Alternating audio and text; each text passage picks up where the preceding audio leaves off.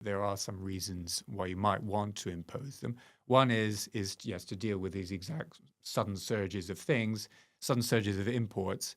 And these did occur in the 2000s. China entered the world trading system in a really big way. There was a really rapid expansion in imports from China, partly because there had been agreements that limited Chinese exports in certain areas, and those agreements expired, and there was a big expansion, for example, in textile exports from China.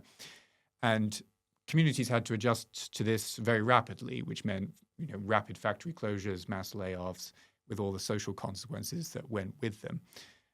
So that might be one reason you want to introduce a trade barrier, is not to prevent that process, because in the long run we want to realize these gains from trade we've been talking about. But in the short run, you want to prevent these kind of sharp episodes of disruption. And in fact, World Trade Organization rules actually do permit countries, in the face of very rapid changes in trade patterns, to impose measures that might slow these things down. Of course, you have to be careful that short-run help doesn't turn into a kind of long-run permanent feature of your tax system that you can never get rid of, because you eventually run into the game of dealing with special interests and things like that. But it's a perfectly sensible suggestion to try and introduce trade barriers to kind of slow these things down, and governments often do that.